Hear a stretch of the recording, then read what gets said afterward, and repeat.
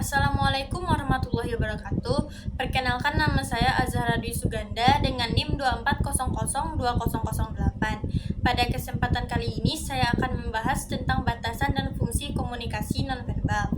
Kita semua tahu bahwa komunikasi adalah bagian penting dari kehidupan sehari-hari.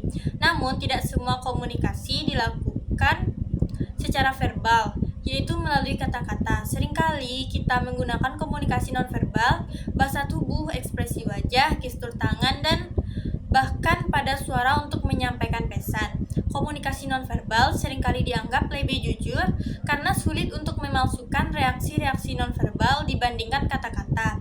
Namun, apa sebenarnya batasan dari komunikasi nonverbal dan apa saja fungsi penting dari komunikasi nonverbal dalam kehidupan kita? Itulah yang akan kita bahas dalam video ini. Sebelum kita masuk ke fungsi komunikasi nonverbal, penting untuk memahami batasan-batasan dari komunikasi nonverbal. Ada beberapa keterbatasan penting yang perlu kita ketahui. Yang pertama yaitu tidak spesifik atau ambigu. Komunikasi nonverbal bisa sangat ambigu.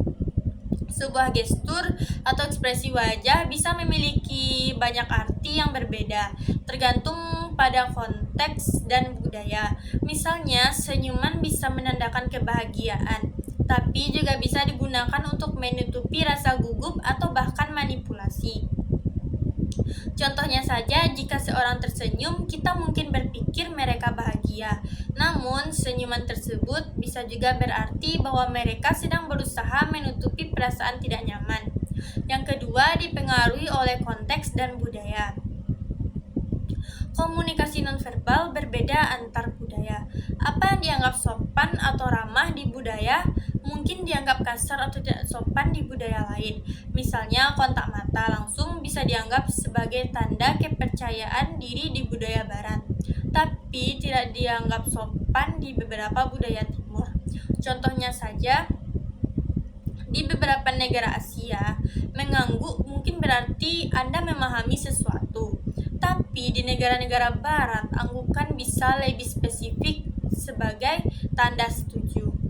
Yang ketiga, kurangnya akurat dalam penyampaian pesan kompleks.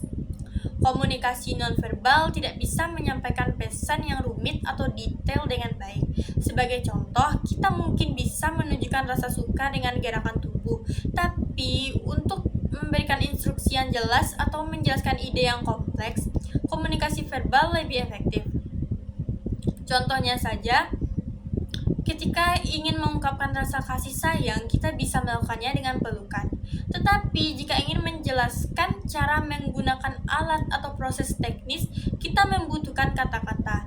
Yang keempat, yaitu tidak selalu diatur dengan sadar. Komunikasi nonverbal sering terjadi secara tidak sadar, sehingga terkadang kita tidak menyadari bahwa kita sedang memberikan sinyal tertentu. Ini bisa menjadi batasan karena kita mungkin tidak sepenuhnya bisa mengendalikan komunikasi nonverbal kita. Contohnya saja, saat sedang gugup, kita mungkin menunjukkan gerakan tangan yang gelisah atau menggigit bibir meskipun kita ingin terlihat tenang. Kita lanjut ke materi berikutnya, yaitu fungsi komunikasi nonverbal. Setelah memahami batasan-batasan komunikasi nonverbal, mari kita lihat fungsi-fungsi utama komunikasi nonverbal dalam interaksi sehari-hari. Komunikasi nonverbal memiliki beberapa peran penting yang melengkapi komunikasi verbal. Yang pertama yaitu mengungkapkan emosi. Komunikasi nonverbal adalah cara utama kita untuk mengekspresikan emosi. Ekspresi wajah, bahasa tubuh, dan nada suara seringkali lebih jujur daripada kata-kata.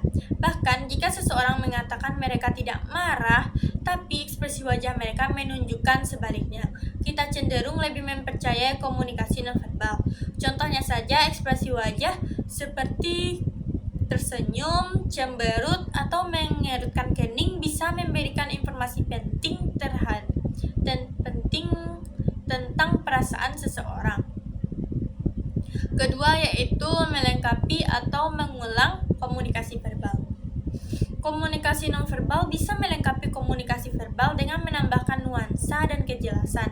Sebagai contoh, ketika seseorang mengatakan, "Saya senang bertemu denganmu," sambil tersenyum dan berjabat tangan. Komunikasi nonverbal tersebut memperkuat pesan verbal.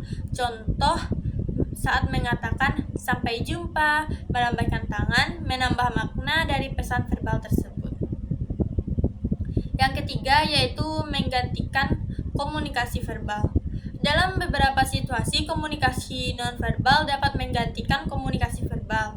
Misalnya, ketika kita sedang di tempat yang ramai dan tidak bisa berbicara, kita bisa menggunakan gestur tangan atau isyarat mata untuk berkomunikasi. Contohnya, menganggukkan kepala bisa digunakan sebagai tanda setuju tanpa perlu mengucapkan kata-kata. Yang keempat yaitu menunjukkan status dan kekuasaan. Komunikasi nonverbal seringkali menunjukkan status atau kekuasaan seseorang. Postur tubuh yang tegap, kontak mata yang kuat, atau penggunaan ruang pribadi bisa memberikan kesan dominasi atau otoritas. Contohnya saja, seorang pemimpin yang berjalan dengan percaya diri dan membuat kontak mata dengan audiensnya cenderung dianggap lebih berpengaruh. Yang kelima, yaitu mengatur alur percakapan. Komunikasi nonverbal juga berfungsi untuk mengatur percakapan. Gestur tangan atau perubahan dalam kontak mata bisa menandakan bahwa seseorang ingin berbicara atau mengakhiri pembicaraan. Contohnya, mengangkat tangan atau sedikit mencondongkan tubuh ke depan bisa menjadi isyarat bahwa kita ingin memulai berbicara. Yang keenam, menunjukkan keakraban atau jarak. Komunikasi nonverbal membantu kita menunjukkan tingkat keakraban atau jarak dengan orang lain. Sentuhan, jarak fisik, atau gestur tubuh bisa menunjukkan apakah kita merasa nyaman atau tidak dengan seseorang. Contohnya, berbicara sambil berdiri sangat dekat dengan seseorang mungkin menandakan keakraban. Sedangkan menjaga jarak yang besar mungkin menunjukkan rasa formalitas atau ketidaknyamanan.